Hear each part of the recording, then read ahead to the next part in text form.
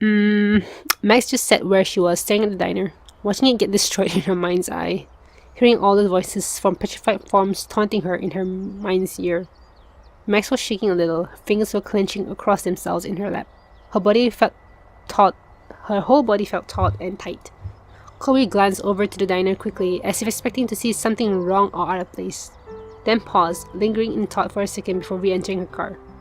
As soon as she went back in the driver's seat, Chloe sighed. Max?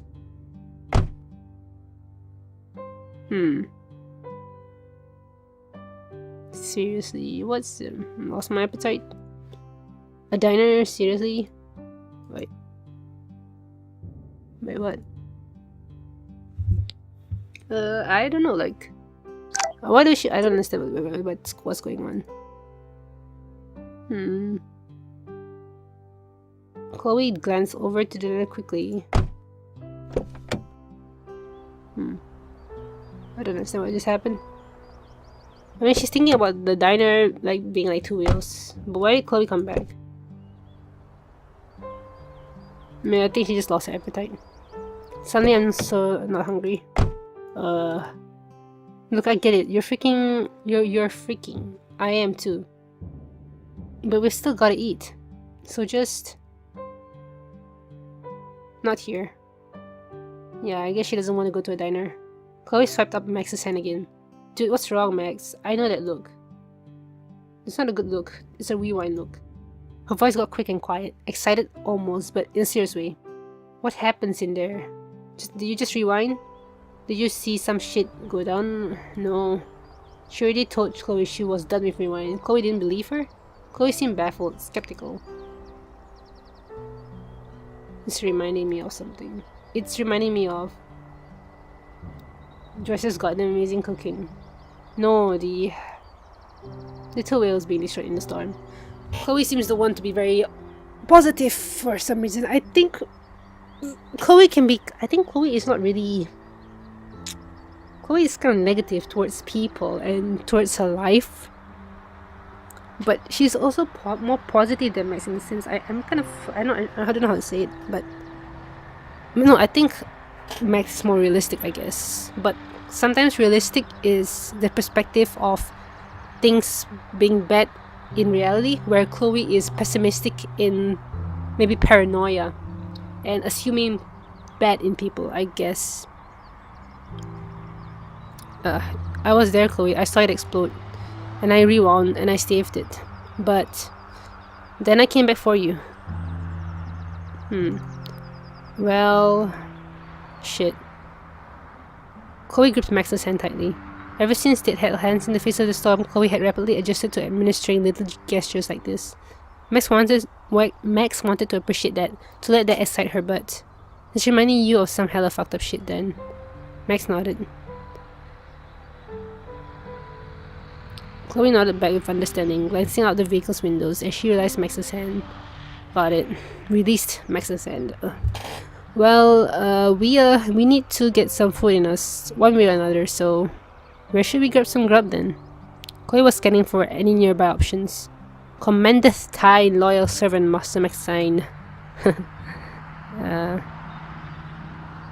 Yeah, just not here. Does it really matter? Anywhere but here. Okay, yeah, no problem, Bob. Such weird one-liners. We need to figure out a pick-me-up for you, huh? Max's face must have been pretty stiff and serious based on the way Chloe was glancing at her through the rearview mirror. Yo, Maximil. It's okay. When Chloe shot her a sly little smile, Max's face contorted into a reciprocal smirk. Seeing Chloe smiling, trying, seemed to be enough to keep Max afloat, despite how heavy her heart was.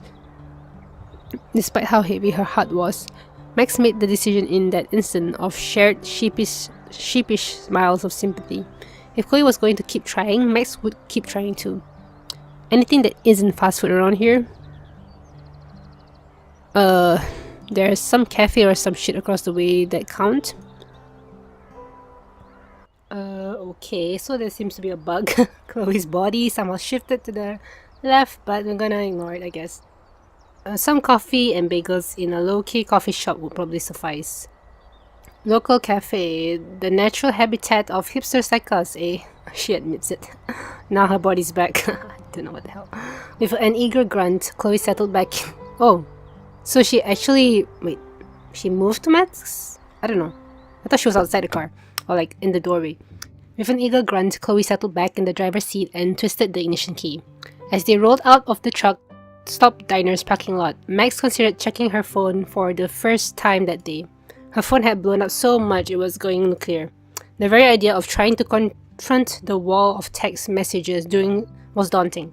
Wowzer, a couple of dozen texts she had yet to read. Probably 10 or 20 more she'd read, but been too chicken shit to reply to. We should send them a text. Let's actually maybe take a look. So Max glanced at the lock screen, letting her eyes skim the most recent text. Stella! Ooh, so Stella's alive? We'll update you all when I hear back from the doctor. I'm really worried. Nope, Max couldn't do it. She couldn't read messages about doctors or hospitals or people being dead or burnt or maimed or la la la la. Keep on going. Keep on ignoring it. Keep on pretending. Ugh. With a self-loathing sigh, Max clicked the sleep button on her phone, turning its screen off, and dropped it back into an empty cup holder. She couldn't deal with this shit right now. She took 2 seconds to not think about anything. People lighting up your phone? Max nodded, rubbing at her eyes. That's good. Chloe asserted some relieved but hesitant optimism. She nodded slowly, hunched over the steering wheel as she pulled them into a coffee shop lot. Yeah, it just means someone's alive if they're messaging you. Right? I mean, if they're texting you, then people are around, right? Max shrugged her shoulders uncertainly. Resuming her drooping pose against the truck window, she had indeed seen a couple of Blackwell faces in there. But it was looking mostly like relatives. Probably had seen the news, freaked out. Max had caught Stella's name in the text. It was at least a little assuring to know that Program was alive. Stella had been through so much bullshit, and now Max had just added another fucking trauma to that pile. Oh yeah, Stella, if you guys was watching episode 5 when they were in the Nightmare Diner, Stella mentioned like she survived poverty and abusive family. So like she had a tough life and now she has things hard. Max recounted what she had last said to Stella. I hope everything turns out your way in the end. Yeah, good job on that one, Supermax. Chloe spoke up. When you said what, Chloe had parked them and had taken a somber tone. Max frowned a pair of puzzled brows. I was going to say something back at the red light. Max nodded, sitting upright as she waited Chloe's elaboration. I said nothing, cause... Chloe inhaled carefully, drumming her fingers on the steering wheel. I was going to ask you, like, Max, hey, are you okay, but just... Chloe shook her head, letting her chin sag against her chest with self-afflicted bitterness. I realized what a stupid fucking question that was. She ran her hand across her matted hair, then met Max's gaze. So I didn't say anything. Max swallowed the lump that had gathered in her throat as she absorbed Chloe's softened stare. So yeah. I get it. Absurd. I'm a walking train wreck. I wouldn't know what to say to me either. So, I don't mean it like... It's okay. Max wasn't really sure what else to say. She pushed stray hair behind her ears as the two of them glanced off to the coffee shop.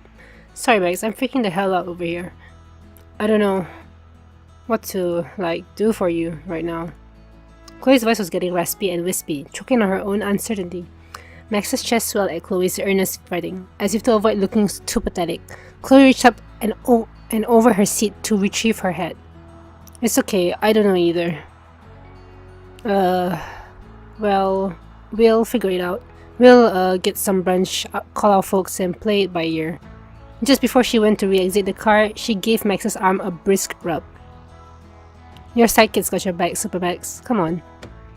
Chloe exited the truck with the same vigor she just had across the street. With that same shaky I'm trying here tone, Chloe proposed. We could both use some goddamn caffeine, am I right? Yep. Max nodded, finding the strength to pull herself out as well. I could totally use a pick-me-up about now. That's what I'm saying. Max eagerly shoved the rickety truck door closed, taking a deep breath. Max felt stunned to be standing on her own 2 feet after a day or two. Or was it days? She'd just been through. She watched Chloe scamper around the truck, pressing her blue-nailed fingers against the hood, pushing herself around its corner. The sight brought some levity to her weary soul. Chloe grabbed Max's hand, tugging at her arm to snap her out of her stupor and follow along. Max nodded complacently, but let her hand slip from Chloe's grasp. Stuffing her face into her pockets of the leather jacket she was borrowing, Maxine walked behind Chloe toward the coffee shop entrance. Max, do you really think she has any feelings for us? Because you let her bully you. It's called Stockholm Syndrome. Now you and your precious fucking punk princess can ride off into the sunset like you always wanted. You've left a trail of death and suffering behind you. You think she's worth all of that? This again?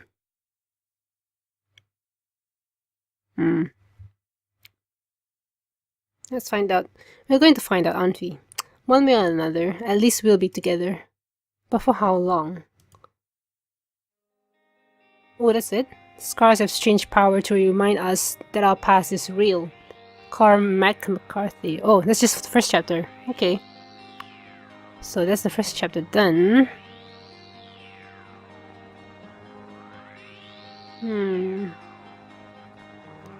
Well, it's pretty interesting, I would say. It's kind of like...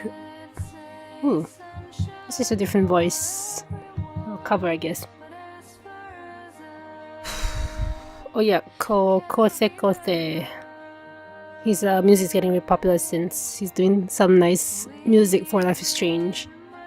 Like fan-made music, I guess. Very similar to what we've been hearing in the game. I guess it inspired him. They put all the credits inside the README files. That's different.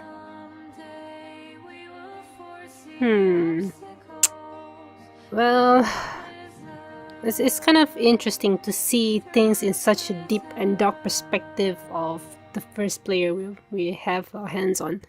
Oh, okay. So had your fun, la-di-da. You done yet, or are you gonna try digging deeper down this rabbit hole? Yeah, of course, it's just go chapter 2, but I'm gonna continue in the next video. So thank you guys for watching.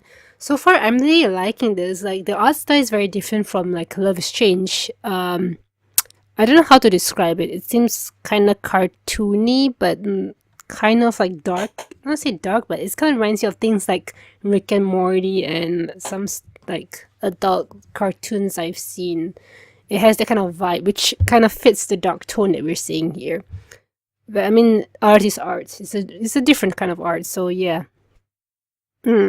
So I guess this chapter is kind of slow. It's just digging into what goes on in Max's head psychologically, and she is going through hell. And it's interesting to see how Chloe is coping with everything else, because it's how I actually predicted it, or how Chloe's character seemed to be. She cannot be like, she can't be like Max or like Kate, be very consoling and petting her and stuff. It doesn't seem like Chloe's style. It's quite hard for Chloe to articulate her own feelings and express herself wholeheartedly. That's the kind of person Chloe is, but I mean, she has her flaws, but she does care, I guess. But I guess she doesn't know how to express it. And maybe her upbringing has made her kind of more violent and negative. That's why sometimes we see that kind of behavior. So interesting to see what chapter 2 has to offer. Maybe something exciting is going to happen. And we can maybe dig deeper into the relationship post Bay destruction, I guess I would say. So thank you guys for watching. Stay tuned for chapter 2. Rochelle signing out. See yas.